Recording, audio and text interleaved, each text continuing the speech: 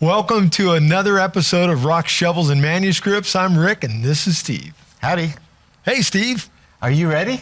I am ready to go. I want to show you something really cool today. Okay.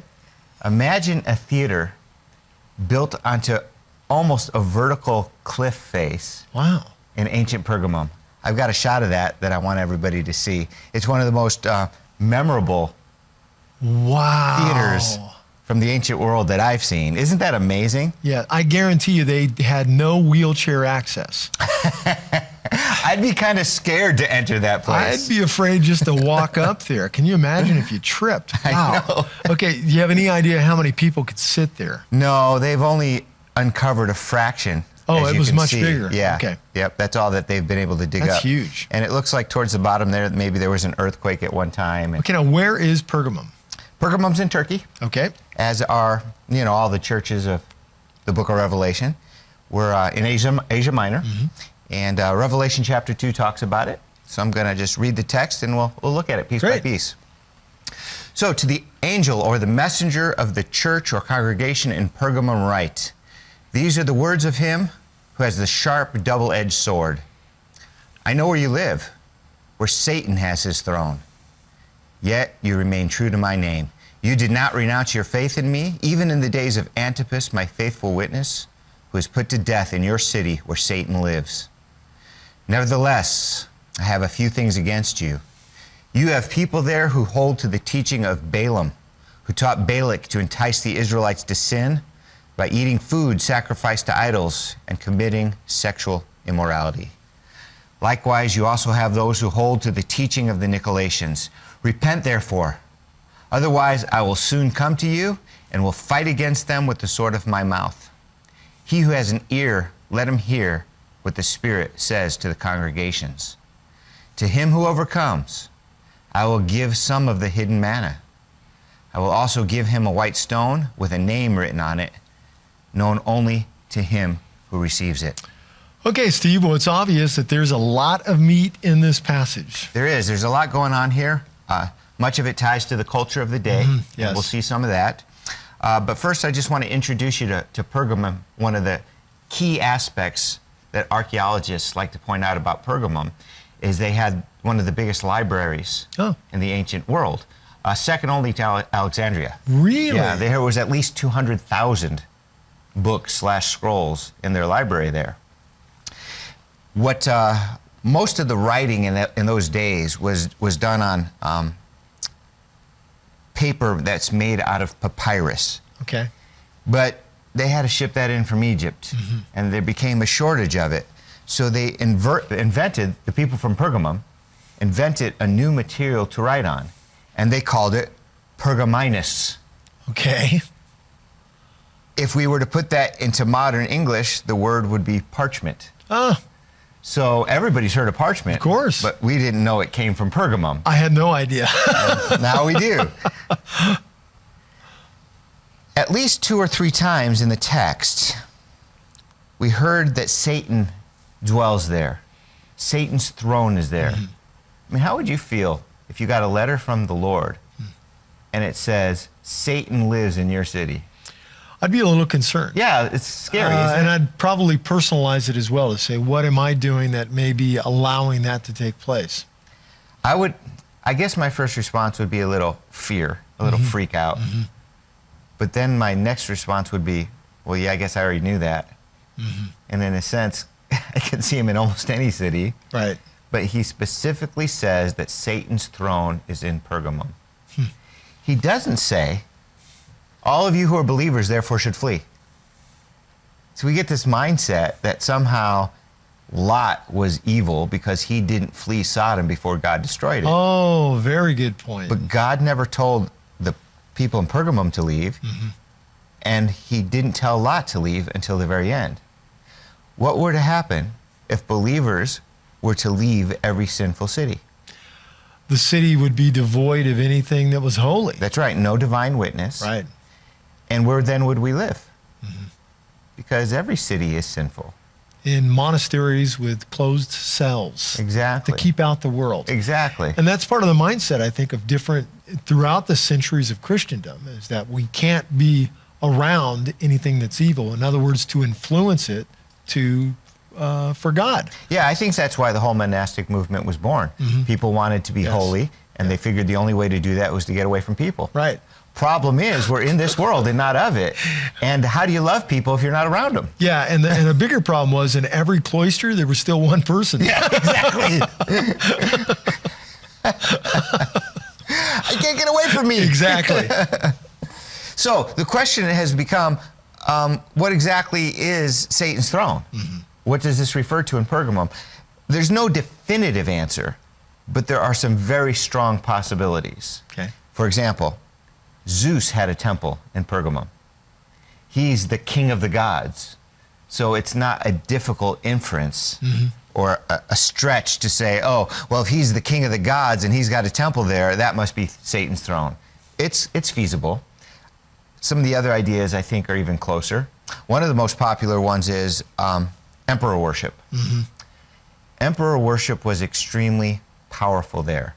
It hadn't taken root everywhere, but it was definitely here. This was like a stronghold of emperor worship. So some would say, it's emperor worship, that's Satan's throne. Maybe. What I'm leaning towards, and again, I don't know, is the whole thing with Asclepius being worshipped here. Asclepius was worshipped in probably every major city. Asclepius in their day was like First General Hospital of our day. Asclepius was worshipped at an Asclepian. The Asclepion or the Asclepius temple was their hospitals. And so if you wanted the best treatment their day offered, you went to an Asclepian. Well, what happens if you're a believer? You're not going to the best treatment center available. You cannot. Because to go there, you have to interact and worship with the pagan deities. So unless there were some Jewish physicians in the area or converted Gentile physicians, you intentionally left off the best medical care to honor God. And I would think that part of that resistance to go to the Asclepion would be that you're attributing your healing to Asclepius. Yes, you would have to make offerings to him and prayers to him. And if you were healed, then obviously it was Asclepius Absolutely. that did it. So. And his statues were there, his idols were there. One of the cool things about the Asclepion in Pergamum is there's a set of steps descending down, and on the side of the steps is a little water canal. So that water was constantly running down the steps. And the belief today is, why did they have that? Well, if you listen, the running of a small amount of water down this little groove next to the stairs kind of had a hissing sound to it. Oh. Because Asclepius was pictured as a snake god. In fact, on the floor of the Asclepion, can you imagine you're on a couch being tended to by the physician, but all over the floor are slithering snakes? Really? Yeah. Are you kidding? Yeah, I want to go there. I can't imagine they were poisonous, but still, how stinky and gross and freaky is that? Very, very strange. So, this Asclepius, he's the son of Apollo. He's the god of healing and the god of medicine. He had a couple of daughters in their mythology. The first one was the goddess of health, and her name was Hygeia. Does that sound familiar? Sure does. Like the word hygiene. Yep. Yeah. And that's where they got it from. She was the goddess of health, cleanliness, and sanitation. And she had a sister, Panacea. Really? And she was the goddess of universal healing. So it's interesting. We use these words today. Yes. I got to be careful how I say this, but it's truth. There are a lot of people who get very upset when they perceive believers participating or interacting with something that they consider pagan, that has pagan roots. For example? Well, I'll use the really extreme one so I can make my point well, even though I'm not trying to make this as my real point. Halloween. Sure.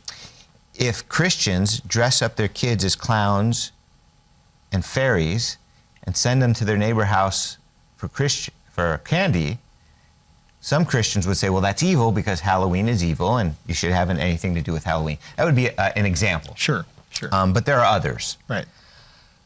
But how do we remove so-called pagan influence from our culture. We can't talk anymore because you never know which words, like panacea or hygiene. Sure. I mean, hygiene's a good, wholesome word. But it's rooted in paganism. Couldn't use a calendar. Exactly. How many of the months are named after pagan You couldn't even gods? talk about the days of the week. Exactly. How do you write a check? Because you have to put the date Augustus in there. Right. So, yes, it's true. We should not have anything to do with paganism. However, just because something once had paganism associated with it doesn't mean that we're honoring paganism. Right. When we say the days of the week or the months of the year, we're not being pagan. Right. Knowing that it was once pagan doesn't mean it's pagan. Right. Yeah, very true. and panacea. So you've heard of Hippocrates? Yes. To this very day, many doctors will take the Hippocratic Oath. Sure. Hippocrates is the greatest physician from the ancient Greek world. And the Hippocratic Oath of today has been somewhat modified from the original. Listen to what the original had in it.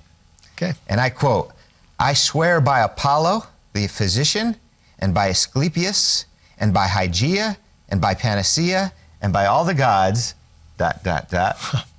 So the original Hippocratic Oath. So, again, if doctors today take the Hippocratic Oath, does that make them pagans? If they study medicine, does that make them pagans? Because Hippocrates is the father of modern medicine. Or to use any kind of pharmaceuticals, Yes. for example. In the ancient world, that was considered by many to be sorcery or witchcraft. Absolutely. I'm trying to think of that word, pharmakia. Yes. I think it's sorcery in the New Testament. Yes. So we've got Asclepius and his father, Apollo, both called the healer. They have the Asclepian there, which was a hospital, also a spa. Interesting thing that happened there. I think I'll put it off to the end because it's kind of cool. So I'm just going to wait there. But just by way of teaser, when the people got healed, they did something interesting. And we'll talk about that a little later.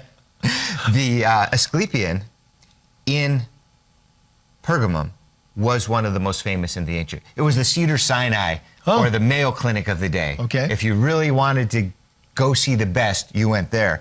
Galen, who was the best physician known right after Hippocrates, came from there.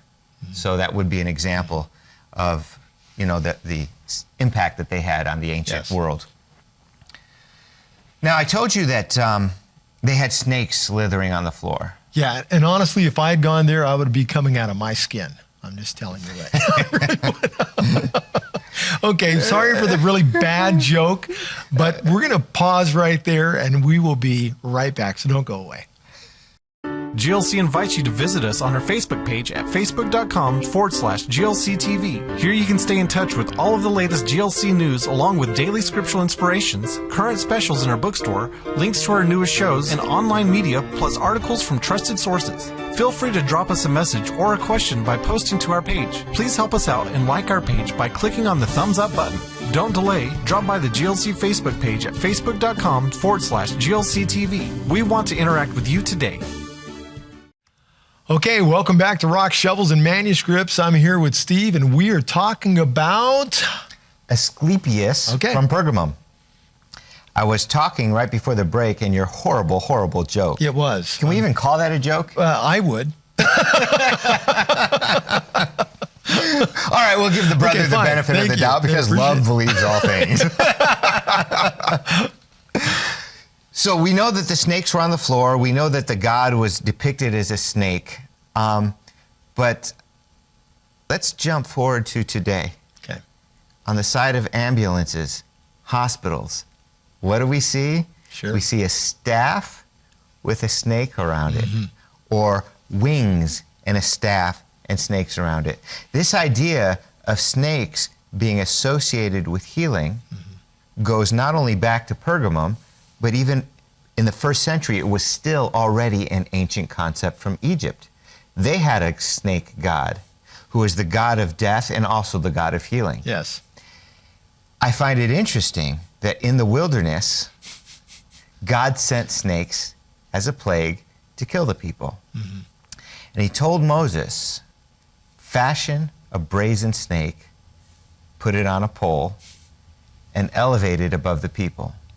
And if the people who are bitten by the venomous snakes look up at the pole, they will be healed. Do we accuse God of paganism? Of course not. Because he used a pagan symbol that the Egyptians used? No. How is it then that God can do that? Well, I think God, how can you speak for God? Right. Yeah. But my guess is part of this communication that God does to get across these eternal topics and themes is to use the things that we have in our own culture, whether that's a language, whether those are symbols, whether those are historical events, all those kind of things to communicate to us. If he spoke a different language than we understood, we wouldn't get the message from God. Yeah. So I think he uses the idioms and things of our day, and I think he does that with every generation. Well, like something similar, when the Apostle Paul was trying to make a point to a bunch of idol worshipers, he quoted That's right. a pagan poet. That's right. And it has become part of the scriptural record. Exactly. But that doesn't mean pagan poetry is scripturally Inspired by endorsed, God. or that man was a man of God. Right. Yeah, same idea. Yeah. So we know on the one hand that the ancient Egyptians worshipped a snake god who is associated with healing. We know that the Pergamonians, the ancient Romans and Greeks, worshipped a snake god who is associated with healing. And we know that the God of Israel told the children of Israel to look at a snake to give them healing. Now, later, Yeshua says, even as Moses lifted up the serpent in the wilderness, so must the Son of Man be lifted up, that whoever believes in him will not perish but have everlasting life. Right. It's the context of John 3:16. That's Then he right. goes on to say, for God so loved the world. Yes. Well, the ancient Israelites, when they got bitten by the snake, looked at the snake on the pole, they were healed. Some years later, they started to worship that thing. And it became a sin for the children of Israel. They were punished for it. The thing was destroyed, scattered. Using the symbol wasn't the problem. Worshiping, the improper use of the symbol was the problem. Yes. And so that's why it's okay to use the word June, July, August. That's okay why we can use the word hygiene and panacea. It doesn't matter what the evil people affiliate with it. What matters is the proper use of it. Right. And that would go the same for some of the old hymns from 200 years ago and 100 years ago. Many of those were fashioned from the popular songs used actually in bars and saloons. And they would take the tunes from those and they would write lyrics that gave glory to God. And we would use these hymns today and not consider them to be something that Bar was, tunes or something? Bar tunes, Yeah. of course not. We don't associate that with it. And that's what you're saying. Yep. Then I saw his face. Now I'm a believer. Exactly. We can take tunes people know and like, change the lyrics, and use them for a godly purpose. And we never knew that the monkeys or Shrek were actually believers, but you know, You never know. you never know. All right. So in the passage we read before the break, the people in Pergamum were said to be faithful even in the face of the martyrdom of the Lord's servant Antipas. Antipas was the bishop of that area. History tells us he was ordained by John, the apostle. He died before the first century ended, somewhere around 97 AD. And again, history tells us that he was martyred in the Red Basilica. Now, I've got a photo of some of the remains of that basilica, and you can see why it's called the Red Basilica. The stone looks very red. So I guess in the year 92, an angry mob of Serapis worshipers attacked him and killed him. Now, Serapis had a human form, and Serapis had an animal form. Now, why were there animal forms to these gods and human forms to these gods? The gods changed. The gods in one area might look better as a human to people, so they made him a human. They might feel better as an animal to some people, so they made him an animal. And it makes me think of the scripture that says, I am the Lord, I change not. God doesn't change, but the pagan gods change to accommodate the culture in which they're in. So when the Romans and the Greeks grabbed a hold of Serapis, they kind of turned him into a human looking, a Greek guy with a nice oily beard and flowy, locky hair. But when the Egyptians had him, it was the bull. Yes. Even the god Serapis is a changed god because he's part Apis. Apis, the bull god. Sarah, Apis. That's where the word Serapis comes from. It's Osiris plus Apis, Serapis. Wow. So it's kind of like, Yes. you know, An amalgamation. merged, an amalgamation of two gods. Yep. So they had this brazen bull that they maybe burnt incense in and maybe made some sacrifices in. Tradition tells us they actually burnt Antipas alive in that bull, which is just horrific. I remember when I was in Israel on the top of Masada. And one of the first things you see when you get up there is the Israeli flag. We sat down under a covered area because it's, as you know, Very hot. very hot there. Yes. And we were told the story of Masada and how tragic it was. But our guide said, but look, that's not the Roman flag. Yes, they won then. They had their day then. But it's the Israeli flag that's been flying there. And it really put a smile on our faces. This red basilica, where the Serapis worshippers murdered Antipas, later became a church. So it was like, yes, they had their day then. Satan's throne, he had his heyday.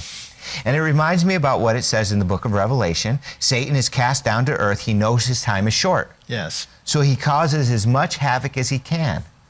But the tribulation period lasts a maximum of 7 years.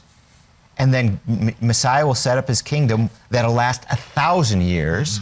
And then God will remake the heavens and the earth, and there will be an eternity of blessing forever. Yes. So yeah, give him his day. He'll have his day, and then we will have the rest of eternity. And this is, you know, it's important for people to understand. People will often pursue unjust gain and an unjust lifestyle. Maybe a guy will pursue a beautiful woman for the pleasure of the moment, but it only lasts a moment. Right. We should be pursuing righteousness and holiness and a relationship with God, which will have, you know, consequences into eternity. Yeah, good point. Good point. And so who we worship, it's essential that who we worship today takes us into a lifestyle of worshiping God forever. In other words, the things we put that we say are important today really do make an impact on our tomorrows. And so whether we're going to see a doctor or not, the bottom line is it's God who brings the healing, not the doctor, certainly not the symbol. And it's certainly not a pagan thing to go see a doctor as well, which is another good point to make. Yeah, there have been some religious cults that have taught that if you go see a doctor, you obviously don't have enough faith in God, you should just trust God. And my response to that is, yeah, trust God, he gave us doctors. That's right. You know? Physician, heal thyself. I mean, there's, you know, he didn't say there are no such thing as physicians and no go to them. It's similar to, you know, if you're unemployed, you pray for a job, God to find you a job, but you don't sit home and wait for it to come to you. You go put out applications. That's right. You pray to God for wisdom, and you go to school and you talk to smart people. Right. You pray to God for health, and you eat well and exercise, et cetera, That's et cetera. right. Yes. All right, so these people from Pergamum, amongst their many, many gods, worshipped a bull god. The ancient Egyptians, Apis was one of their main gods. The bull represented the might of the king. So Pharaoh was depicted as a bull also. Horns are even used in the Bible to represent strength. Yes. Mentioned several times. It's a shame multiplied that when the ancient Israelites left Egypt, Moses was away for a short time, they immediately made a bull god and started to worship it, the golden calf. They just left Egypt behind. And what do? They immediately go back to Egypt in their hearts. There's something about having something tangible in front of us that we can put our hands on and say, this is God. There's something about worshiping the God who is invisible, that we want more than that. And guess what? God knew that. And that's why we have the incarnation. That's why God came in the flesh. I suppose it makes sense that we would want to see God. And maybe that's why, the second commandment specifically says, you shall make no image of anything in heaven above or the earth beneath to bow down and worship it. It's forbidden. Exactly. There were a couple of men, including Alexander the Great, who defiled the Holy of Holies to see if there really was no image in there, because everybody else worshipped idols. But you go into the holiest place in ancient Israel, and there were no images, nothing to worship. Yes. There was a huge, and still is to this day, a debate in the early church as to whether or not icons were appropriate to aid in worship. Right. I have visited churches where people bow down before images, and it makes me horribly uncomfortable. Can't do it. Won't do it. It's like God said, don't make an image, don't make an image, don't make an image. Oh, by the way, I'll make an image of myself in my Son. And he's the one you can look to. And when you see him, it's as though you've seen me. So anything else would be inferior, would never match up to who God is. And frankly, I'm glad we have no depictions of Yeshua. We don't know what he looked like, so we can't properly make one even if we wanted to. Good point, because it would be inferior to who the Son of God is as well, and the Messiah. Fascinating. Thanks, Steve. Thanks for watching Rock, Shovels, and Manuscripts. We're going to be back next week with more exciting stuff that you can put in your faith tank and be filled up for another week with God. Love you. We'll see you next time. Bye-bye.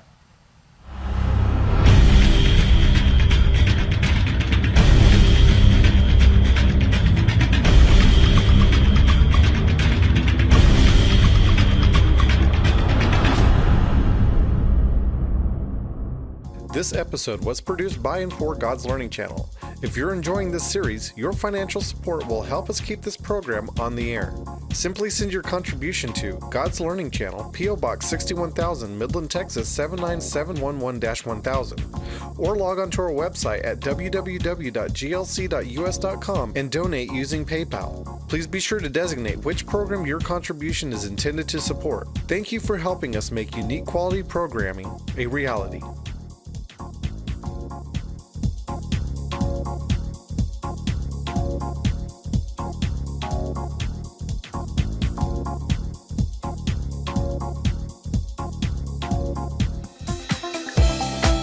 Order your copy of this program from the GLC bookstore by calling the numbers or visiting the website on your screen. Please include the program number when ordering.